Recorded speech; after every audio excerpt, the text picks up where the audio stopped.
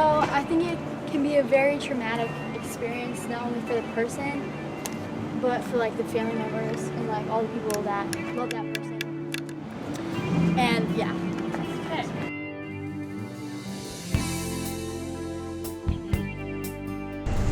How many suicides do you think occur in the U.S. annually? Ooh, that's a good question. Probably, I don't know, maybe 400,000?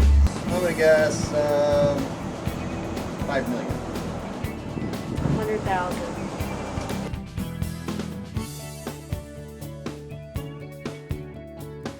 300,000. 800,000. Okay. Maybe 300,000? 800,000. That's a lot. Yeah.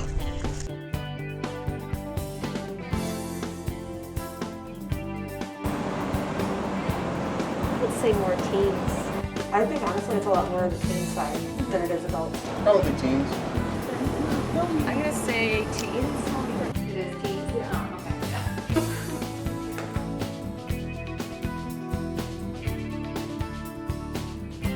What's the most common way to commit suicide, you would think? Overdose?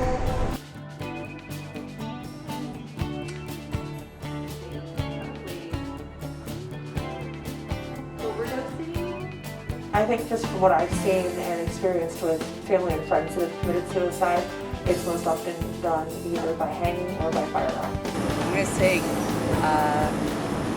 maybe alcohol and pills. Overdose?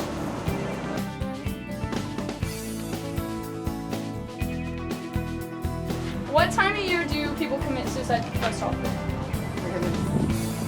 I would speculate that it's probably during the winter months.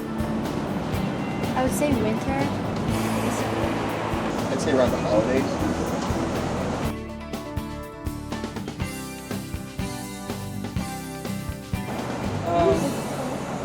Do you know anyone who has attempted it or thought about it? Yes. Suicide. Yes, I do. I used to be like a suicide companion when I was in the plus unit, and I watched people that were in prison that were on suicide watch. So we had to take school and training for that. I always like try to encourage them. Yeah. Suicide or has committed suicide? Yes, actually I do. I know somebody that actually did commit suicide. It was a real troubling time for him. I was pregnant. He was the father.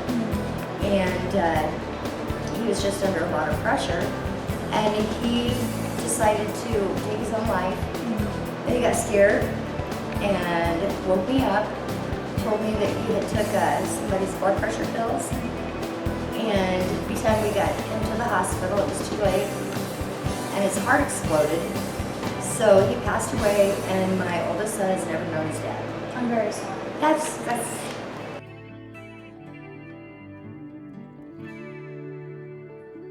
stress, drama, can't handle their life situation, chemical imbalance in their body. No hope. They see zero sum with their life. They don't see any reason to continue because of broken homes, no job opportunities. Depression, bullying, loss of Family members? Yep, loss of a job, major life changes like that. It's a sad state of affairs, I believe. I believe it's all in their spiritual condition, and I know that people get troubled and they give up hope, and they think there's only way out is by committing suicide, but I believe it hurts the family more than anybody because that's just how I believe.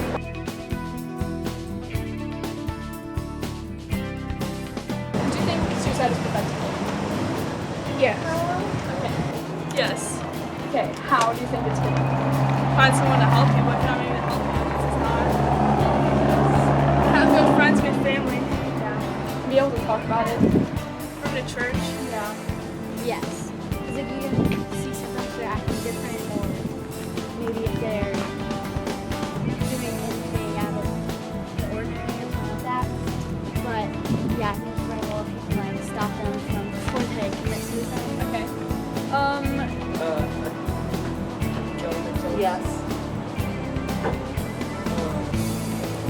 takes a community of people. It doesn't have to be a large community, I believe. It can be very small, 2 or 3 that actually care.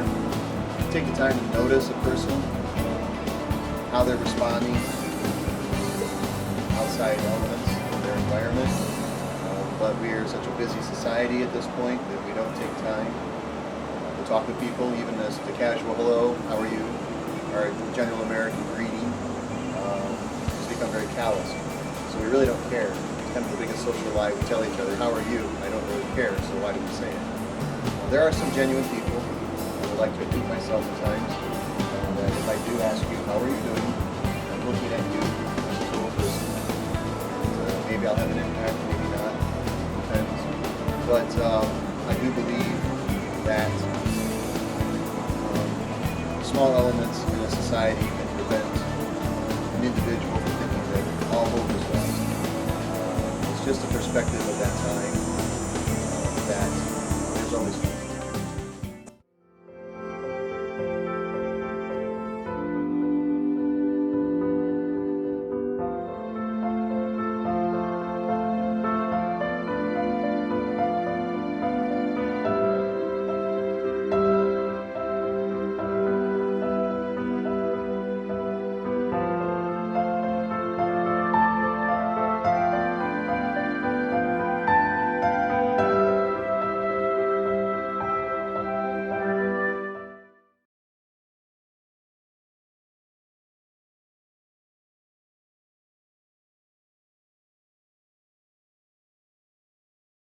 I never saw my dad. He hanged himself when I was a baby. My brother Philip got to know all about him. I don't know anything about him. It made me mad he did that. Saved my whole life. It made me want to fight. He didn't think about anyone when he did that. I would never do it in my family.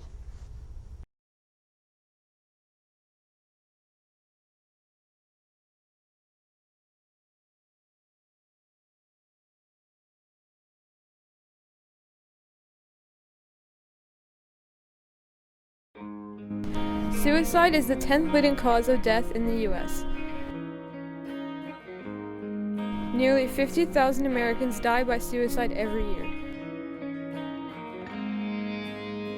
That's an average of 132 suicides a day. 1.4 million Americans attempt suicide every year. For help, call the National Suicide Prevention Lifeline at 1-800-273-8255.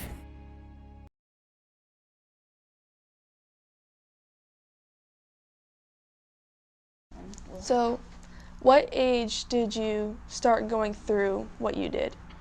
About 13, 14, when I started having really bad anxiety and depression.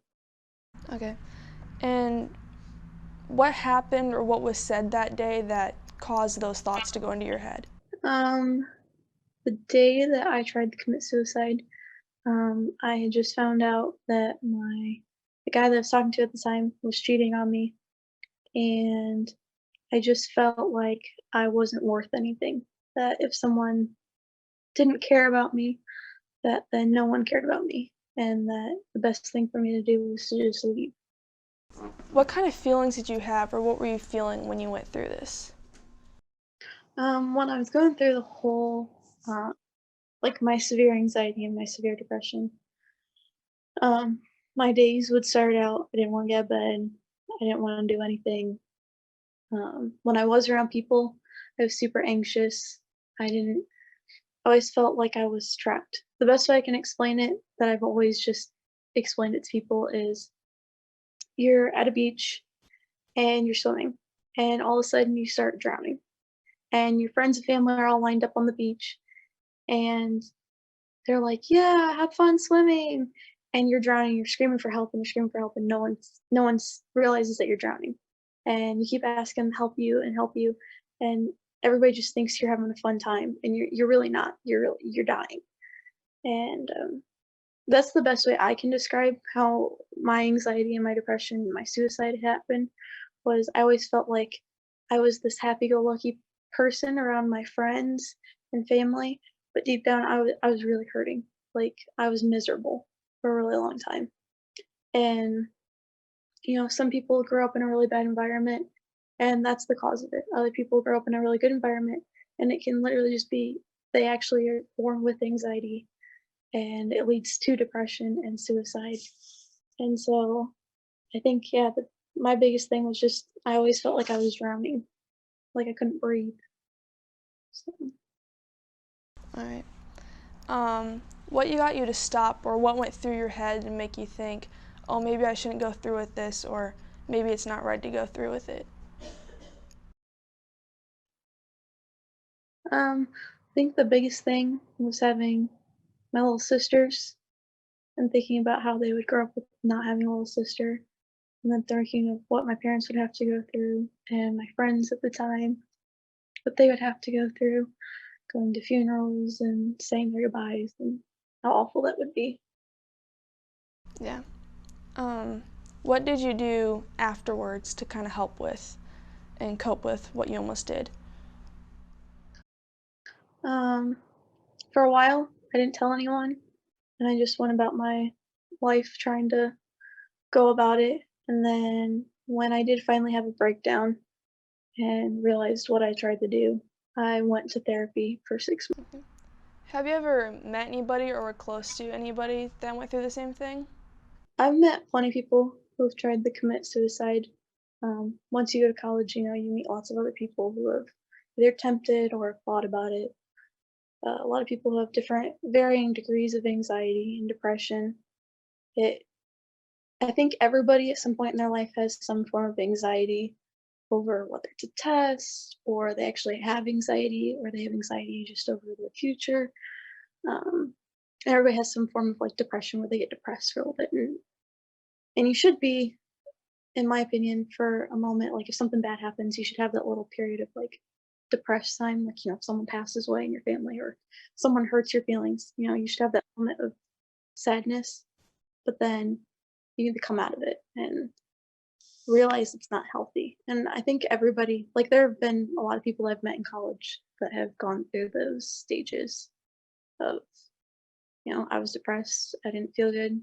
Um, I've met people who have tried to take pills for it. I've met people who have tried to hang themselves. It's a varying degree of different types of suicide. Yeah. And they all say it's worth it, trying to fight for it.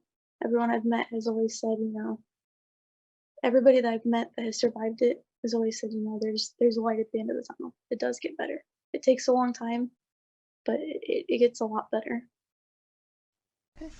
Is there anything, if someone's going through it, is there anything we could say or someone they know could say that would help?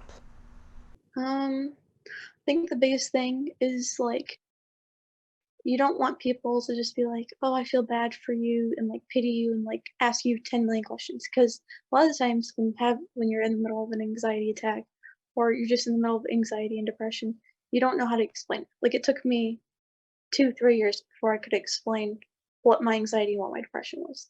I think the best thing is just to be able to know that someone's there to listen. Like that's the best thing someone can do for someone is you have to listen. You can't say anything, you can't give them advice. You literally just have to listen. And I think if someone out there knows a friend or a family member who is struggling with suicide, take them out to lunch, take them to coffee, take them shopping, take them to the movies.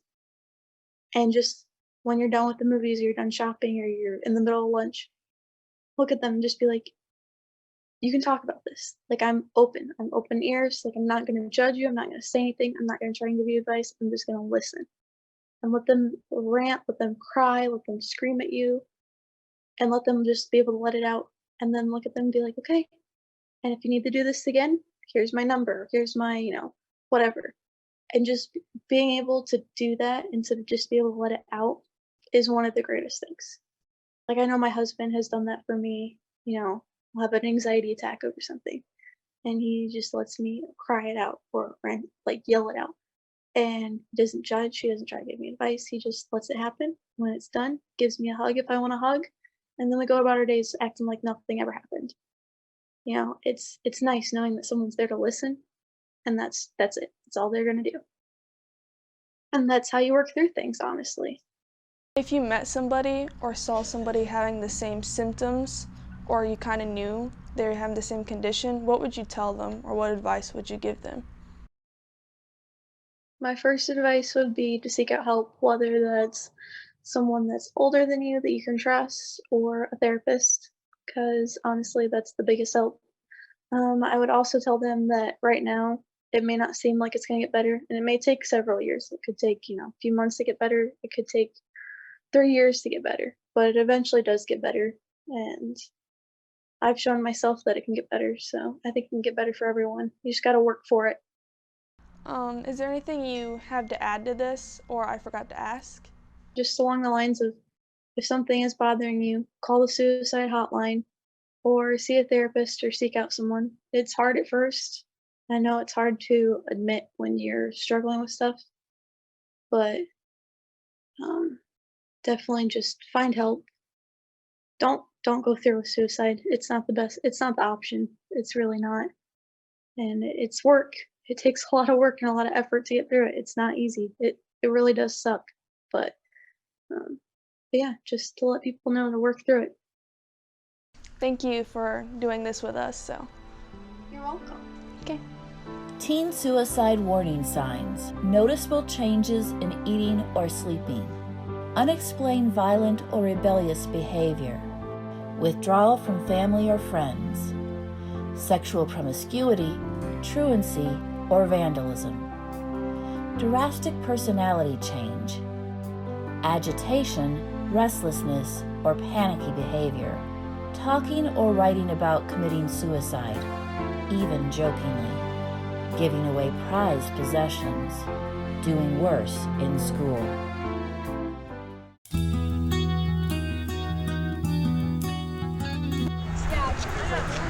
He was so cute. I know. Ooh. Oh, hey. Hi. Hey, what's up? Auburn, what's wrong? Yeah, what's wrong? It's the anniversary of my mom's death. I'm sorry. Yeah.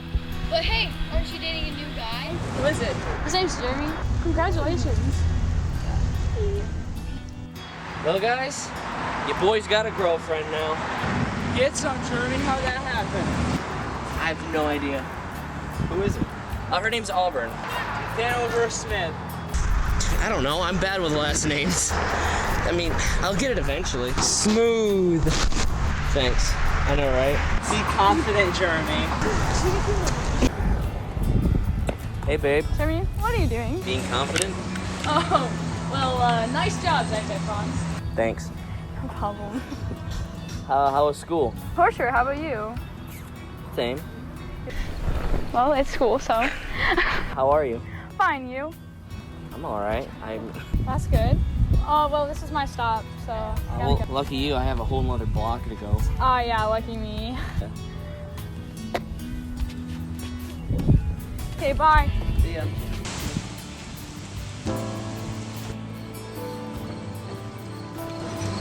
Hey, Daddy. You're late. I was at school. You're hanging around the boy again, weren't you? Oh, I wasn't. Liar. We just happened to walk in a similar direction. No, you don't. He's your boyfriend, isn't he? No? Liar! He is. Boys only want one thing. That's how I was cursed with you. You stay away from that meat prowler, you hear? Stay away from him.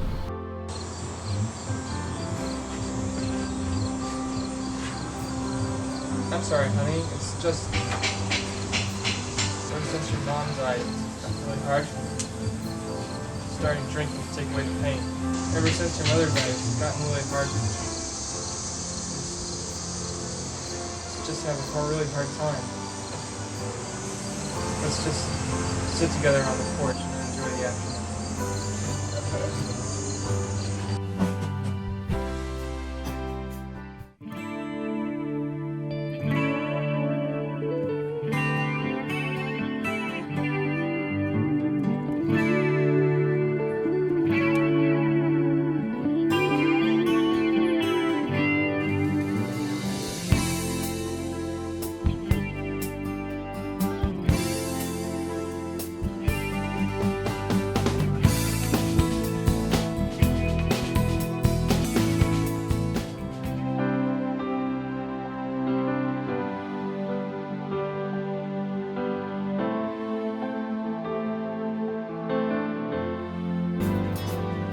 Hey. Oh my gosh, George, you scared me. Sorry, I didn't mean to. What's up? Not much. How are you? Pretty good, actually. What? I heard you crying. What's wrong? I don't want to talk about it. Come on, Auburn. I'm your friend. Okay. So my mom died at the beginning of this year, and my dad is just a different person. He calls me names and he slaps me, and that's just when he's sober. I'm so sorry.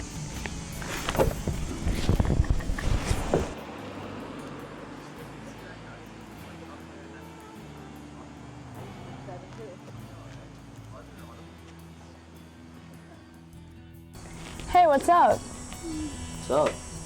What'd you do today? Not much. I did chores. I went to work, got off work, came home. That's fun. I guess so.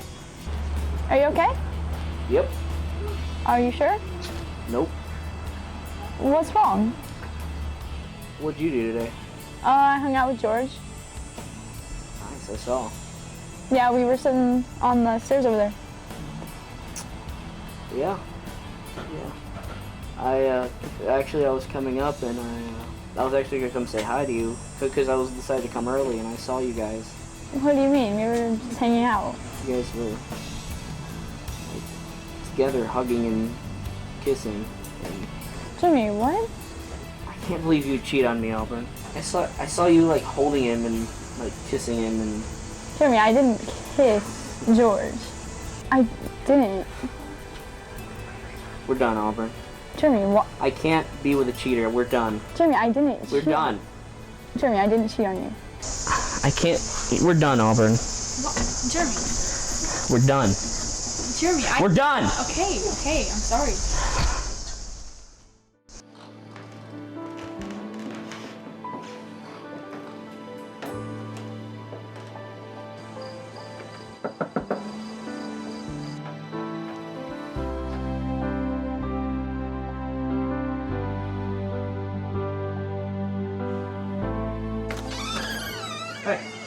Hey, is Auburn home? Yeah. Hey, you're that kid she hangs out with, aren't you? Oh, yeah, Jeremy. Nice to meet you. Nice to meet you too. Are you her dad? Yeah. It's nice to meet you. Is she, is it okay if I go in and talk to her? Yeah, sure. No funny business here. Oh, no, I'm not here for that. I'm not that kind of person. Thank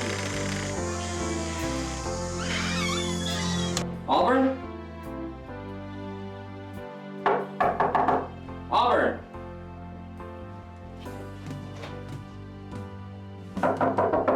Auburn!